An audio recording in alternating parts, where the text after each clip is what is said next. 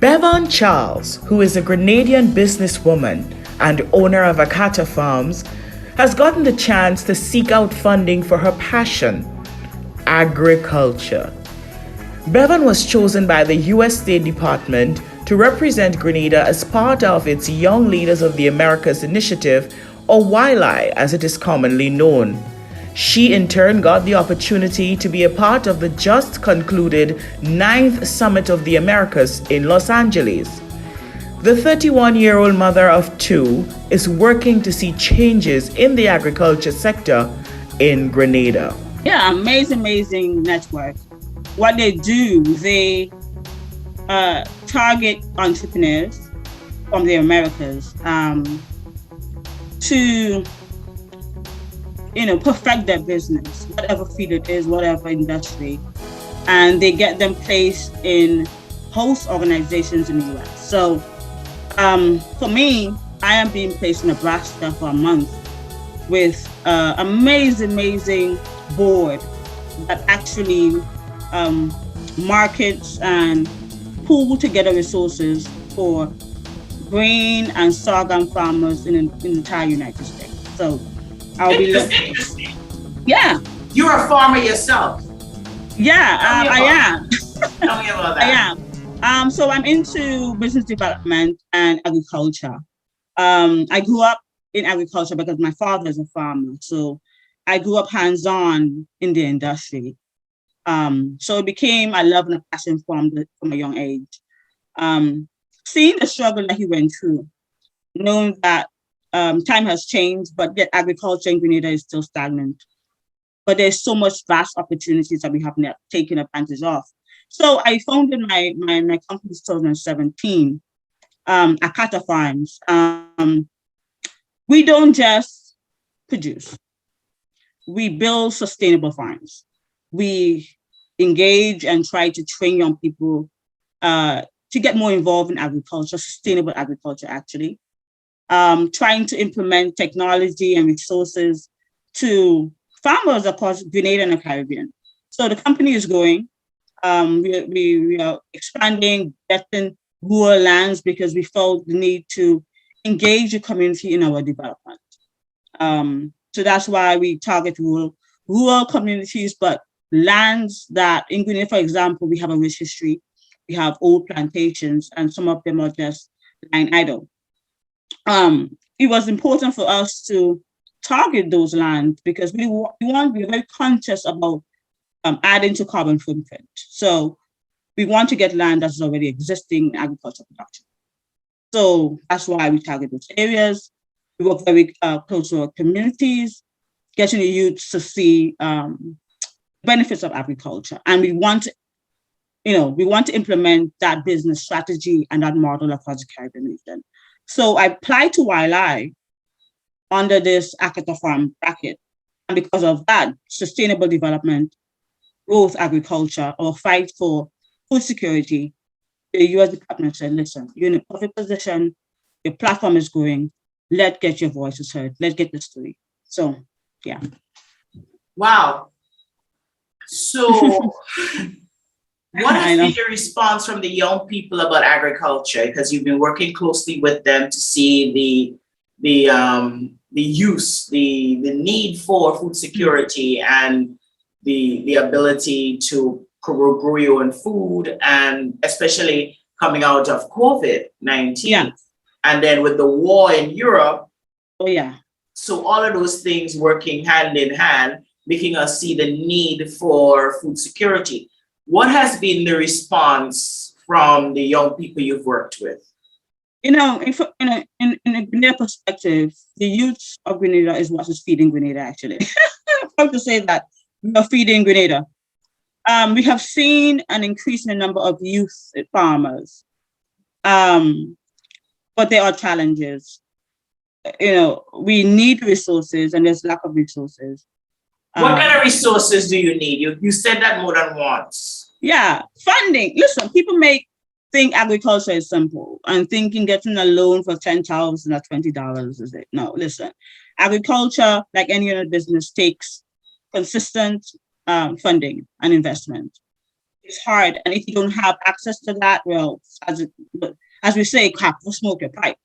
But right now we have seen, because of the war in Ukraine, everything goes up. And agriculture is one industry, like when anything happens, farmers are catching the cold. When the other birds sneeze, farmers are the one that's seriously affected.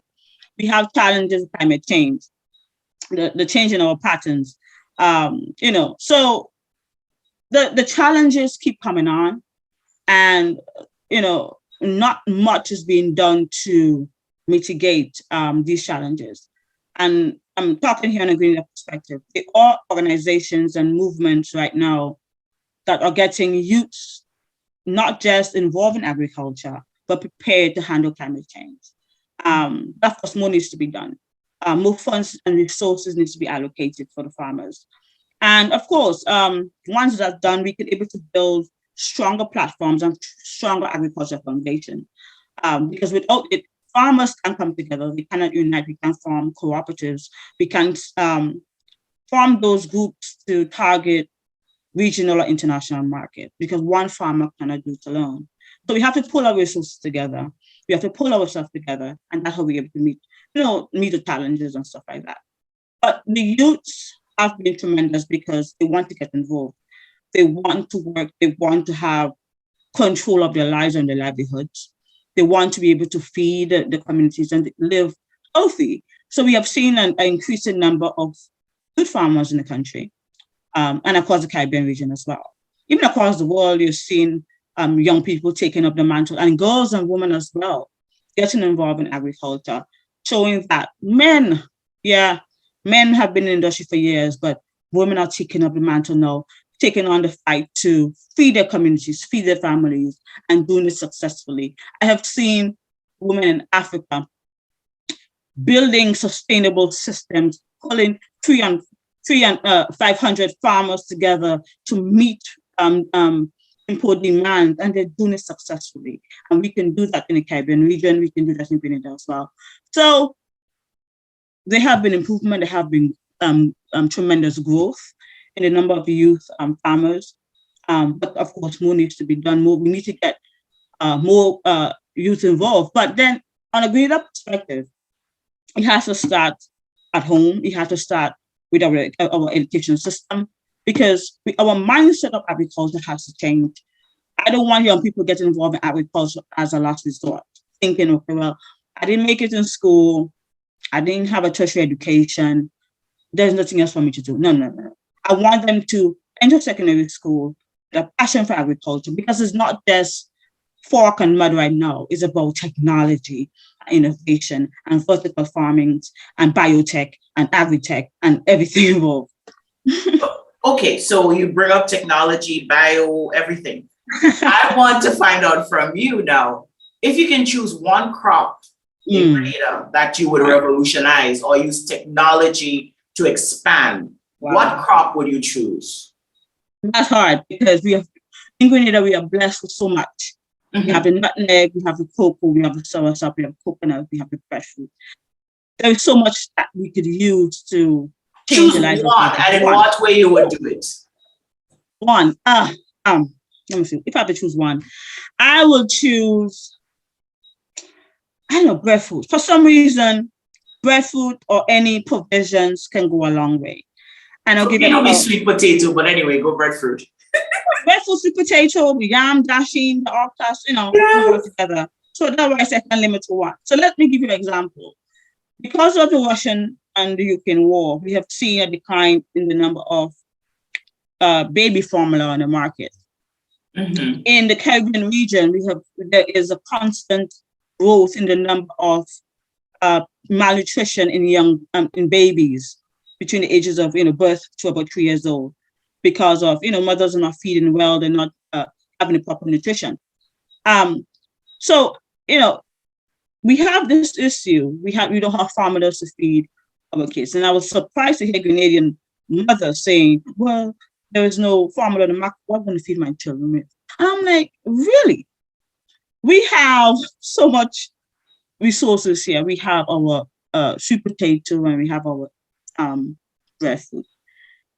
And I'm going to mention right now, with a great friend of mine, the farmer's daughter in Grenada, who's doing a tremendous work with her flour made from provisions. My girls, I have an 8-year-old and a 2-year-old, and they eat anything, right? But my big girl is kind of picky in terms of porridges and stuff. So I purchased the plantain flour from the farmer's daughter. It lasted 2 days. I'm talking about a big pack, lasted 2 days, because they were eating that like porridge every chance they get. And I'm saying this to say, listen, that can remove the need for us to be buying formulas for our children. So Grenada should be in an issue or in a talent state, or we can feed our children formula. We can but you know the age group too, the age group. So if that is the case, then one would have to study. That's where the biotechnology comes in, how to refine it in a formula that would allow for babies to be able to digest it. You know, so therein lies the need for funding. Oh yeah, definitely, because our agro-processing in Grenada is near non-existent. So there's a lot that have to be pumped into the industry, but the opportunities are there, and we have people already doing the research that the farmer's daughter have to go through right now, because we, as I said, to refine that product to make it suitable for babies. It has to be done, but that's going to take considerable funding. Where does it come from? So I'm just saying to say, we have not just the flour, but we have, I mean, for example, breadfruit right now. I've got a friend of mine in the Turks and Caicos who use breadfruit to make vodka. And I'm like, breadfruit to make vodka?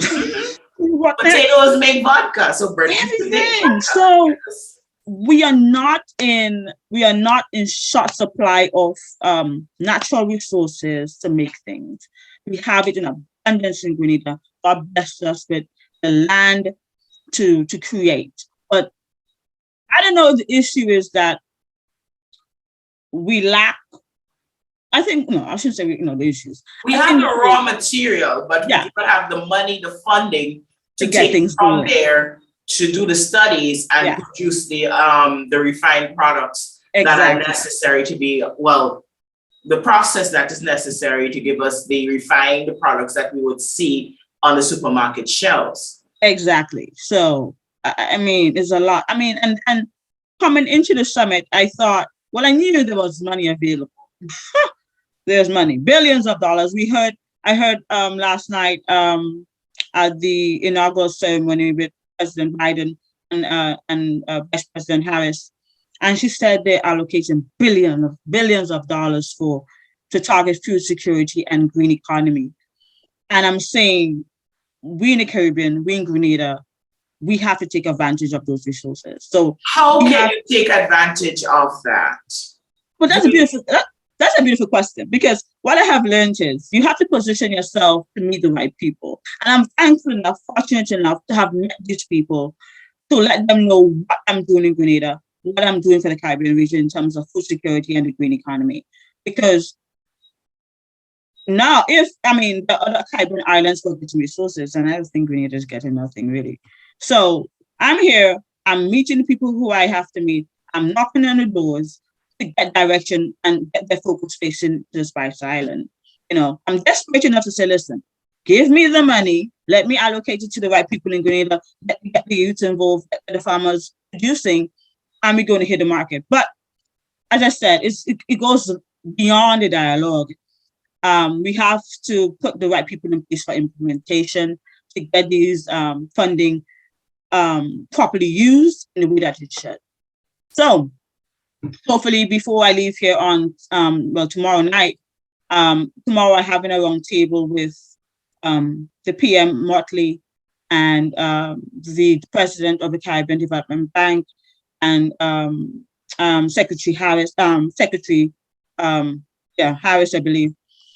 To get that dialogue going, and to let them know, listen, we have innovators in Grenada, we have young people ready to go, we have done some of the research, but we just need the funds, we need the resources, we need the support, and hopefully we get some traction there.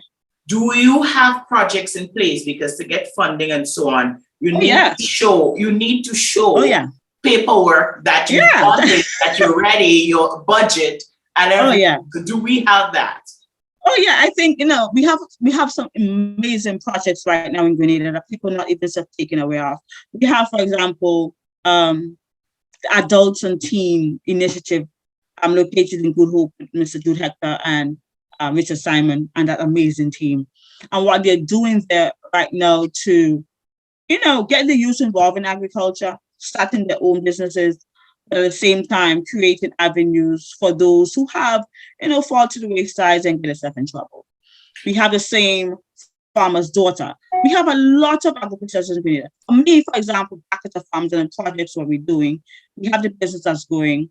We are trying to expand across the Caribbean region in Guyana, Dominica, St. Kitts, even as far as Brazil. Today we had discussions with investors in Argentina to get our business down there.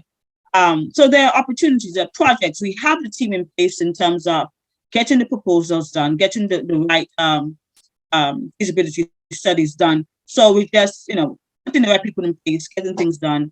And I'm not worried too much about the paperwork. The hardest part. Okay. That's the easy part. That's the easy part. Oh, that's the easiest part. The hardest part is getting the right people who are committed to getting these projects implemented and to getting it sustainable for not just 10 years, but for the next generation to come 30, 40 years. So they won't be having discussion that me and you are having. So we're talking about, how can we make Grenada into the first and first and largest green sustainable city in the Caribbean region? I mean, that's just conversations that I want to be having. I want to find out from you. You talk about what you're doing, you're seeking funding and so on, you're meeting the right people there in Los Angeles, in the summit and everything. What have you thought about bringing, instead of, hear me out, instead of everybody starting their own little small business here and there? Right. What if we were to look at pooling resources and making it much bigger and more sustainable? Instead of I'm doing a little plot here, you doing a little plot over here. So we come together and we do something on a larger scale, which is more, to me, you tell me if I'm wrong, more sustainable and produce more. I will produce more. So is that one of the things you will look into or are already looking into? Oh, definitely. As I said, one person or little farmers here or little businesses here and there can reach the impact that we need. It has to be a collective. It has to be collaboration. It has to be people in the tech industry, people in agriculture, the finance, coming together and put resources to get things done. And that is exactly why I always encourage people to get involved in YLAI, because we are not only building networks, but we're building sustainable partnerships for these same things that we talked about, putting our resources together and ensuring we can meet the impact that we want faster, because we can, one hand can clap, hand can clap. So we need numbers. We need numbers definitely. When I talk about creating businesses, I mean in terms of new industries, new enterprises. Okay. Manufacturing more. Manufacturing, the green economy, the circular economy. How do we use our waste to create new products, value-added products? So that's what I talk about in terms of creating new businesses, not necessarily new business owners, but creating an industry that creates employment, sustainable jobs, give up people opportunity now to further education in different fields that we have not been talking about. We haven't talked about coding and biotech and nanotechnology and protein engineering. All of these things have to be incorporated in our society in Grenada, and we have not seen that. We have not seen it yet. It's just about creating the enterprises and creating sustainable jobs and stuff like that. Have you There is a coding academy in Grenada. Have you yeah. come up with any ideas that you could approach them with so you can work together? Mr.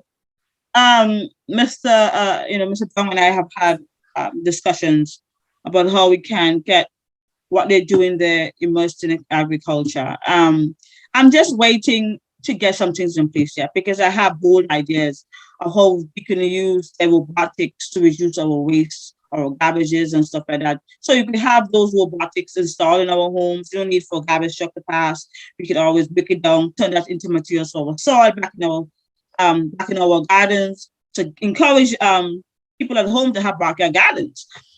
So there's a lot. I have been in discussion with them. They're doing a lot. It's just sometimes there's so much I could do within 24 hours. So from you saying that, I see that you are pulling a lot on your shoulders.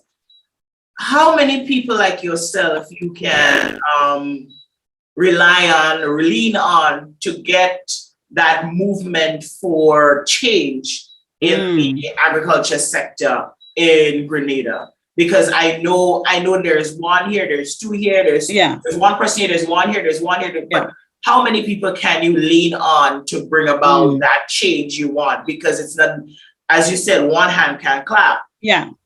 So it has to be collaborative. It has to be collaborative. I think right now is, forming, people might shy away from cooperatives and corporations in agriculture because we have not had a successful rate on that. But cooperatives are essential, especially for the agriculture industry. And we have the Grenada Grenada Agritourism Board cooperative right now. We have they'll be launching the Grenada Farmers Board soon, hopefully before the end of the year. The aim of that is to pull farmers together and to allocate the right resources for them to produce. We talk about mass production and everything, giving them opportunities on the plan to produce, whether it's poultry or meat, and we find regional and international market for them. So we ease the burden on that. As I said, we don't have a good track record of farming cooperatives in Grenada, and that is something we have to change because it has to come. Listen, the farmers have to feel and have to experience the development. Agriculture is $1 trillion industry, but how often do your farmers, or we can say in Grenada, Caribbean, really successful in agriculture? That has to change. The money has to come back to the farmers, and they have to feel that what they're doing is worthwhile. It has to be profitable. I mean, I'm not in business for dope. I have to make profit because the amount of work we have to do, the people we have to impact, it takes resources. And not often time we can beg and find resources outside. We have to show that we can run a successful business and we can, able to use that and reinvest back in that and to grow. So, I'm just, for me, I work with everyone. The government is there. They have their part to play in terms of training and extension services. The banks are there, GIDC. So I make use of everything. Whenever I want or I need of something, listen, I said, can you assist me with this? If not, what can you do? Simple. If you say, listen, right now we cannot do that, but let me put you onto the right person. At least now I know, okay, where to go. Or I shall come bend back and say, okay, listen, I need this done. Are you able to come out and give me some assistance here? Send somebody else to check this for me. You have to act sometimes. And I try to make use of every opportunity and every network I can. And it has paid off. Okay. I think so, because I'm getting that energy from you as a go-getter. I get a go-getter energy from you. Yeah. You said that you are at the Summit of the Americas. Yeah. So, and you're meeting all these different people and you tell them what happened in Grenada, what you're doing for the region and green economy and agro processing and everything. What did you go into that meeting wanting, or what did you plan to get? What did you go into that meeting thinking? Yeah. What did you? oftentimes when I go to this meeting, I think it's going to be a talk shop. I don't like to talk. Talk. You know. Talking is one thing, but can we get the results that we want? Mm-hmm. We need stuff implemented. We need policies to reflect our demands and what we want. And oftentimes, we come to these summits and it's a talk shop. So I had in the back of my mind, it might be a talk shop, you know. But when I got here, because of we were representing the U.S. State Department, they rolled out the red carpet for us. Ooh. They put us in the position to speak to the right people. I mean, nice. We met Secretary Blinken. We met President. We met President Biden. We met Kamala Harris. We met people in U.S. Corp. We met Samantha Power. I mean, we met people who are not just policymakers, but people who are doers and people who are interested in getting youth voices and to help the youth of Latin America projects, the amazing projects that they're doing to get it implemented and to get it scaled to make change. So I came in with this bias in the back of my head, and I did a 360-degree turn because I'm like, okay, I'm from Grenada, I'm a small girl, I'm a nobody, yet these people are willing to hear what I have to say. They're concerned and they're willing to assist. And I always tell people, when I go out internationally, I don't represent Bevon Charles or Akata Farms, I represent Grenada. I was surprised I met the founder of the youth, okay, I forgot the name of the thing right now. The YLAI here. I remember that what stand for right now. Anyway, they found a they found a lot of projects. I hope you're going to watch that. You'll be like, But they found a lot of projects. They are the ones who organized the summit along with the U.S. Department. And I met with him and he said, where are you from? I said, I'm Grenada. He was like, listen, been there many times. I love Grand Beach. Well, listen, right there, that opened the door for conversations. We spoke for about an hour in terms of what it is that what I'm trying to do in Grenada, what is needed now. We need resources, we need people to turn all directions and focus to Grenada right now. I'm very biased, I'm blunt, I say, listen, fuck the rest of the Caribbean region. I need you in Grenada. I need to focus on Grenada for a moment, you know. But it's these opportunities that I was able to have that really showed me that this is not a top job. When you hear President Biden last night and Vice President Harris talked about the money that is being allocated for food security and the green economy and democracy development and gender inequality, I'm blown. But my thing is that, okay, there's always money. There's always, I always heard that. There's always money there. How do we get it? How do you get it? No, you meet the people. Fine. Yeah. How do you get them thinking Grenada? How do you get them wanting to spend some money in Grenada? So have you gotten, what responses have you gotten? So apart from, meeting with them, we have set up meetings, one-on-one meetings now to let them understand the projects. So they're going to be doing the paperwork right now, reading our projects, seeing what we need. Okay. We'll have visits to Grenada and the rest of the Caribbean islands. So after that, I'll be on their backs. Listen, That's what I was just about to tell you. You have to keep knocking on those doors. Because if you don't, they're going to forget you. Oh, yeah. I will be sending. Listen, I took the WhatsApp number, I took the email, and I have it. Are they working? The WhatsApp number is working? After I spoke with them and I leave the room, I send my WhatsApp message. Let them know, listen, so that we just spoke. I will be sending you an email. So in the email, I will thank them for taking the time out to listen to me. But this is what I'm doing. This is the areas that I want them to pay a particular attention in. And if they can't assist, at least show me the people who can. So what areas are you ready for? I know you spoke about agro-processing. I want to zero in the specific what you're asking for. What areas are you really asking for? Because I know you spoke about several things, but what areas are you really looking for help in? So definitely agriculture. And I'm talking about agriculture across the board. We're talking about getting resources, funding, technical support. We're talking about getting equipment and machinery into Grenada. We want to set up a seed bank in Grenada. For the poultry industry, how can we set up means to creating our own fertilizer? All of this needs funding. Money. It needs money, right? Of course, the technical support and stuff will come along with it.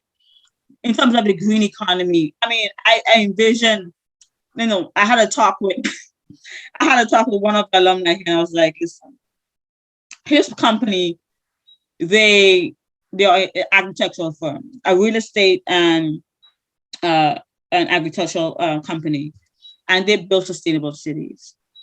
And I said to him, I said, listen, in Grenada, we have beautiful lands. And I mentioned to him Douglas Stanley Estate, who's there abandoned for many years, 600 acres. And I said, listen, can you imagine creating a green, sustainable city? We're not going to hamper the environment, but we're going to create thriving enterprises in that location that focus to grow, create businesses and world-class resort or whatever it is. And he was like, listen, once it's green and you have the funding, we could get it done. And I'm like, these are conversations I like to have, because then you get the mind going, and then you get conversation going and people get interested. So when I ask for agriculture, I ask for things for the blue economy, the green economy, because there are people in Grenada right now who are pushing for funding and resources in these areas. Okay. So not just me, I'm speaking for them as well. Speaking for them as well. You're looking out for everybody. You're looking everybody out has to get people. Looking out for the whole entire, yeah. If we don't have the people right now, trust me, they're going to come. But at least they don't have to wait for resources. They don't have to ask. It's already there. Okay. Yeah. So in your closing, so it's your trip to the Summit of the Americas seems to be being fruitful. Oh yeah. And so I will be checking in with you to hear how things are going. Yeah. Oh yeah. Because just as you stated in the beginning, you're a child of a farmer, so am I. Oh yeah. I did not, both my parents are farmers. I did not learn anything, sad to say. Are you alone? There are many like that. But I respect it because it's food. Now let's eat some food. Yeah. So agriculture I love and respect, although I don't practice it because it sent me to school. Okay. Oh yeah. Definitely. It sent me to school and everything. Yeah. And I think that if I may say so, it's time for us to move from just where we were left off 50 years ago. Yeah. We're still in a matter of just raw material. Yeah. I mean, we have to we are stuck in the raw material stage. Yeah. Yes, moves were made during the revolution to do manufacturing and everything. Yeah. But we're stuck in the raw material stage. Yeah. And it's time that we have the technology. There's money available. We just have to make the proposals catchy. Oh yeah. And the thing about it, we have people to do that. I mean, we have everything Grenada right now. Everywhere, people for the proposals. When you're talking money, we have the people. I just, for some reason, I think we have this. I think we have an imposter syndrome, thinking we can't get good enough. We're not good enough. We're not good enough. And I have experienced that for years. Thinking, I know what it's like. My business is not ready yet. My business. I mean, who's going to take a black girl from Grenada seriously, man? But I changed. Take yourself seriously first, okay? I stopped thinking like that. Right now, I'm sitting at the table, and no one can say what she's doing here. I'm like, well, listen, if you don't welcome me to the table, I'll create my own table for myself. I will do what I got to do. But you have a seat to the table. You have a seat at the table. Oh yeah. Oh definitely. So definitely. We have a pitch competition because a part of the program. I mean, there's a lot of funds and there is a resources. Pitch competition. Ooh. Yeah. So let me go into that a bit before we go. So So the purpose of YLAI is not just to get you placed to help you solve some of the business issues that you may face. It's about networking, placing you with the right people to help you. It's about going partnership. And then it's about funding. Funding. We have past YLAI who went on to make multi-billion dollar companies by the pitch competition. So every cohort, and it's 250 of us, have to submit a business solution, a solution pitch. You have a problem with your company. I like that. A solution pitch. A solution. Yeah, a solution. You have a problem with your business. What are you going to do to solve that? There are enough problems that they give me the solutions. I love that. Thank you. So we have to submit that to a pitch. The entire alumni, we're talking about cohort from since 2016. And we're talking about right now over 1,000 alumni have to view that proposal and vote. The top 10 is have to pitch live in DC between the 11th of July to the 16th of July.